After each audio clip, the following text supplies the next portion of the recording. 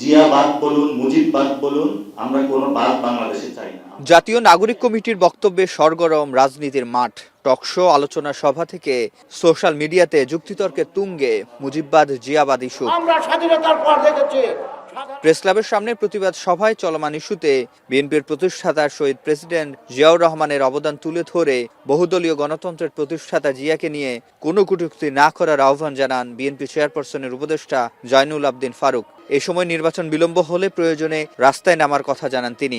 যে জিয়া বাংলাদেশের স্বাধীনতা ঘোষণা করেছে, যে জিয়া মুসলিম দরবারে বাংলাদেশকে পরিচিতি লাভ করেছে, যে জিয়া সার গঠন করেছে, যে জিয়া বাংলাদেশের আর্থসামাজিক অবস্থা ফিরিয়ে নেওয়ার জন্য সকল দলের নেতাদেরকে নিয়ে একটা ঐক্য গড়ে দেশ পরিচালনা করেছে, সেই জিয়াকে নিয়ে, জিয়াবাদকে নিয়ে দয়া করে কোনো কটূক্তি না করাই ভালো।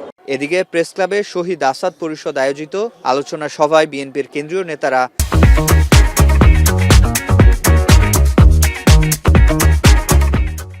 দ্রুত নির্বাচন আয়োজনের জোর দাবি জানান। জাতীয় ঐক্যে ফাটল ধরে এমন কোনো কাজ না করার আহ্বান জানান তারা। যত দ্রুত সম্ভব প্রয়োজনীয় যে সংস্কার প্রায় শেষ, এখন দ্রুত নির্বাচন দিয়ে গণতান্ত্রিক সরকারের কাছে ক্ষমতা হস্তান্তর হবে। এটাই আজকে জাতির প্রত্যাশা এবং গণতান্ত্রিক সরকার কায়েম হবে। অনুষ্ঠানে বিএনপি মহাসচিব মির্জা ফখরুল ইসলাম আলমগীর অন্তর্বর্তী সরকারের নিরপেক্ষতা নিয়ে প্রশ্ন তুলে বলেন, অন্তর্বর্তী সরকার নিরপেক্ষ না থাকলে নির্বাচনকালীন সময়ে একটি নিরপেক্ষ সরকারের প্রয়োজন হবে। অন্তর্বর্তীকালীন সরকার যদি নিরপেক্ষ না থাকে তাহলে একটা নিরপেক্ষ সরকার দরকার হবে নির্বাচনের সময়। আমি কথাটা বলেছি, কারণ আছে। কারণ আমরা দেখি যে বেশ কিছু বিষয়ে অন্তর্বর্তীকালীন সরকার নিরপেক্ষতা পালন করতে পারছেন না। আমি তাই অনুরোধ করব, আমি প্রত্যাশা করব যে আমরা আশা করি যে অন্তর্বর্তীকালীন সরকার তারা সেই নিরপেক্ষতা পালন করবেন এবং দেশে যে সংকট আছে সেই সংকট থেকে দেশকে মুক্ত করবার জন্য তারা কাজ করবেন। নির্বাচনে দেরি হলে শক্তিশালী হবে ফ্যাসিবাদ।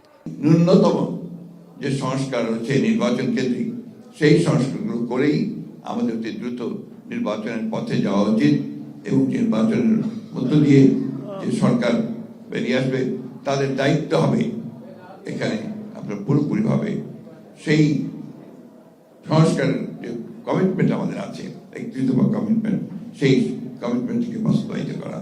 এ সময় বক্তারা আরো বলেন, গণ অভ্যুত্থানে অংশীজনদের সাথে দূরত্ব সৃষ্টি হলে ইতিহাসে দায়মুক্তি পাবে না অন্তর্বর্তী সরকার। অসংখ্য শহীদের এই যে সিফাত শাহরিয়ার, এখন, ঢাকা।